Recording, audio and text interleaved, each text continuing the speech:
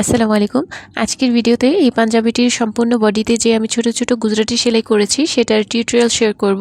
প্রথমে এখানে আমি 1 সেন্টিমিটার করে একটা ছক এঁকে নিয়েছি এবং এখানে আমি লাচ্ছি সুতা নিয়েছি, 4 তার সুতা নিয়েছি এবং 7 নম্বরের সুই ব্যবহার করছি।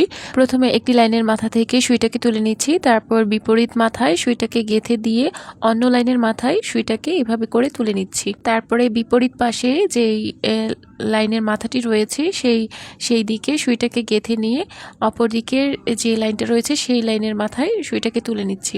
তারপর এই লাইনের শেষের দিকে সুইটাকে গেঁথে নিয়ে বিপরীত পাশের যে লাইন রয়েছে সেই লাইনের মাথায় সুইটাকে তুলে নিচ্ছি।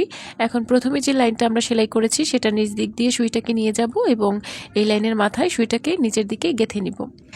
এখন এই দিকে যে কর্নারটা রয়েছে এই কর্নার থেকে আমি সুই তুলে নিব। এই কর্নারের দিক থেকে আমি সুইটা তুলে নিচ্ছি।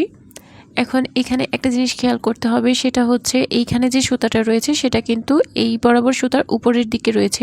যেহেতু আমি এই দিকটাতে কাজ করব তাই এই সুতাটা যেহেতু উপরের দিকে রয়েছে, পরবর্তী এই সুতাটা আমরা এখন নিচের দিক দিয়ে নিয়ে যাব।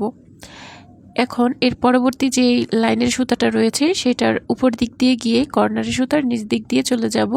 তার পরবর্তী যে কর্নারের সুতাটা রয়েছে, অর্থাৎ এই যে এই দিকের যে সুতাটা রয়েছে এই সুতাটার উপর দিক দিয়ে চলে এসে এই লাইনের সুতার নিচ দিক দিয়ে চলে আসব।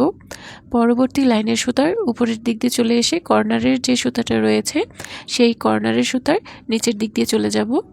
তার পরবর্তী কর্নারের সুতার উপর দিক দিয়ে এসে লাইনের সুতার নিচ দিক দিয়ে চলে আসব এবং তারপরে যেই লাইনের সুতাটা রয়েছে সেটার উপর দিক দিয়ে এসে এখানে যে কর্নার রয়েছে কর্নারের সুতার নিচ দিক দিয়ে চলে আসব।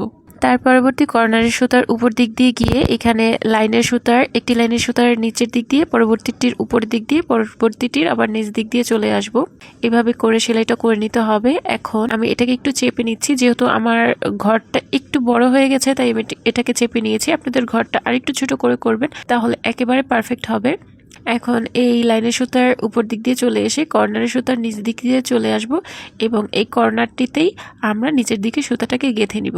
এইভাবে করে আমাদের গুজরাটি সেলাইটা করা হয়ে গেছে। আশা করি আপনাদের উপকারে আসবে।